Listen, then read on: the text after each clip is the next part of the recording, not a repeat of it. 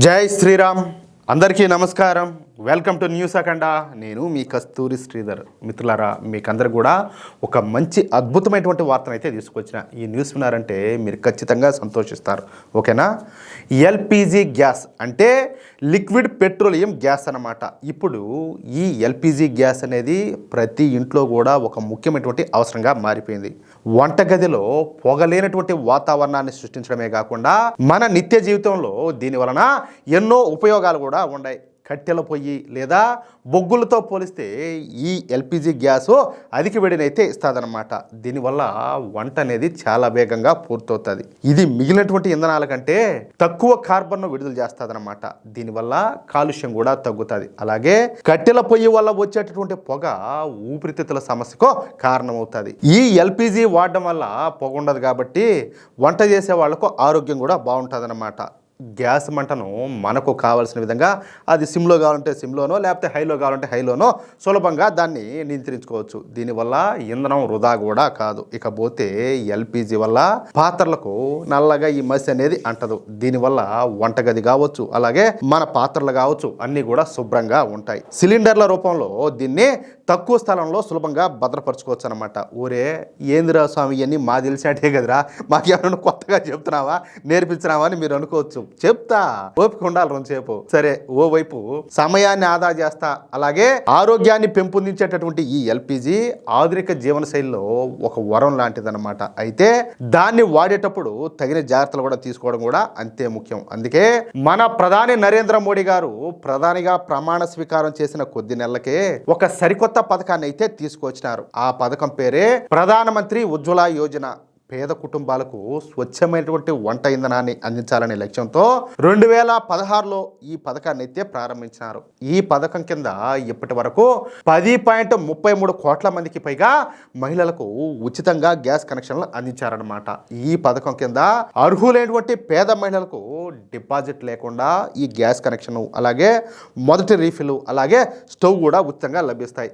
ఈ ఉజ్వల లబ్ధిదారులకు ఒక్కో సిలిండర్ పైన 300 రూపాయల సబ్సిడీ అనేది నేరుగా ఖాతాలో జమ అవుతుంది. వీళ్ళు సంవత్సరానికి 12 సిలిండర్ల వరకు ఈ రాయితీని అయితే పొందొచ్చు అనమాట. మన మోడీ ప్రభుత్వం అమలు చేస్తున్నటువంటి ఈ పథకాల వల్ల దేశంలో కట్టెల పొయ్యి వాడకం తగ్గి మహిళల ఆరోగ్యం మెరుగుపడమే కాకుండా పర్యావరణ కాలుష్యం కూడా తగ్గుతుంది. అంతేకాకుండా మన భారతదేశంలో వంట గ్యాస్ వినియోగం గత దశాబ్ద కాలంలో గణనీయంగా పెరిగిందన్నమాట. మార్చి 1, 2025 నాటికి భారతదేశంలో సుమారుగా 32.94 కోట్ల క్రియాశీల గృహ వినియోగదారులు ఉండారన్నమాట. 2014లో కేవలం ఈ సంఖ్య 55.9%గా ఉన్నింది. అలాంటిది ప్రస్తుతం దాదాపుగా దేశవ్యాప్తంగా ప్రతి ఇంటికి చేరువైందన్నమాట. అది స్థూలంగా ఈ ఎల్పిజికి సంబంధించినటువంటి ఉపయోగాలు, అలాగే విశేషాలు. ఇప్పుడు అసలు న్యూస్ మొదలవుతుంది. అయితే మనకు ఈ ఎల్పిజి గ్యాస్ అనేది ఎక్కడి నుంచి వస్తుంది? భారతదేశం తన వంట గ్యాస్ అంటే ఎల్పిజి అవసరాల కోసం ప్రధానంగా విదేశీ దిగుమతులపైనే ఆధారపడుతుంది. మన భారతదేశం తన ఎల్పిజి దిగుమతుల్లో అత్యధిక భాగాన్ని పశ్చిమాసియా అంటే గల్ఫ్ దేశాల నుంచి పొందుతుందన్నమాట. Qatar, Saudi Arabia, United Arab Emirates, అలాగే కువైట్ నుంచి మన భారతదేశం ఈ ఎల్పిజి గ్యాస్ను దిగుమతి చేసుకుంటుంది. అంటే అరబ్ దేశాల నుంచి భారత 90% గ్యాస్ను దిగుమతి చేసుకుంటుందన్నమాట. సరే, ఇక్కడ మరొక విషయం ఏంటంటే ప్రపంచంలో చైనా తర్వాత మన భారతదేశమే అతిపెద్ద 2వ గ్యాస్ దిగుమతిదారు దేశం. అర్థమవుతుందా? 2025వ సంవత్సరంలో భారత్ మొత్తంగా 21 మిలియన్ టన్నుల ఎల్పిజిని అయితే దిగుమతి చేసుకునింది. ఎంత? 21 మిలియన్ టన్నుల ఎల్పిజినే దిగుమతి చేసుకునింది. ఇక కంప్రెస్డ్ బయోగ్యాస్ విషయానికి వద్దాం.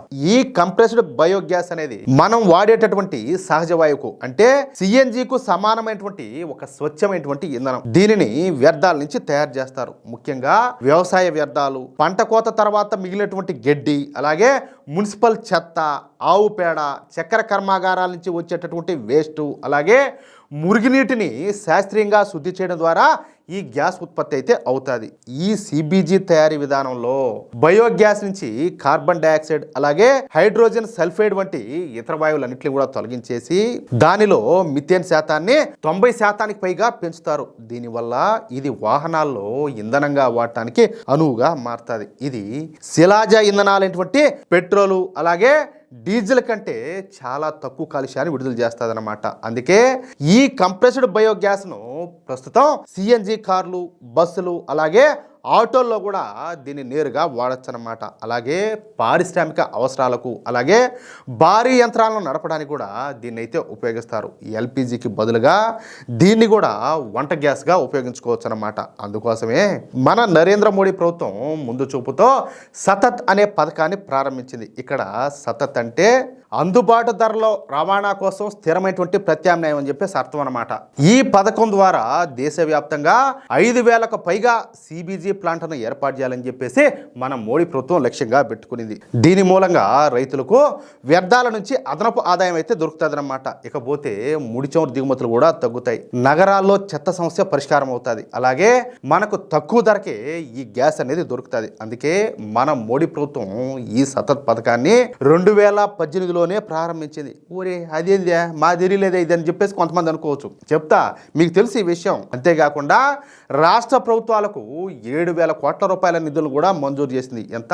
7,000 కోట్ల రూపాయలు దీనికోసం. కానీ ఏ ఒక్క రాష్ట్ర ప్రభుత్వం కూడా ఈ పథకాన్ని పట్టించుకోవాలా. గుజరాత్, ఉత్తరప్రదేశ్ అలాగే హర్యానా రాష్ట్రాలు తప్పించి మరే రాష్ట్రం కూడా ఈ సతత్ పథకానికి పెద్దగా ప్రాముఖ్యతనైతే ఇవ్వాల. అయినప్పటికీ మన కేంద్ర ప్రభుత్వం పట్టు విడవకుండా ఇందుకు సంబంధించిన యూనిట్లను అన్ని రాష్ట్రాల్లో కూడా స్థాపించింది. భారతదేశంలో బయోగ్యాస్ రంగాన్ని బలోపేతం చేసేందుకు ప్రభుత్వం తీసుకుంటున్న చర్యల వల్ల ఉత్పత్తి అనేది క్రమంగా పెరుగుతుంది. జనవరి 2026 నాటికి దేశవ్యాప్తంగా 132 కంప్రెస్డ్ బయోగ్యాస్ ప్లాంట్లు అయితే పనిచేస్తున్నాయి. ఈ ప్లాంట్ల ద్వారా ప్రస్తుతం రోజుకు సుమారుగా 920 టన్నుల సిబిజీ అయితే ఉత్పత్తి అవుతుందన్నమాట.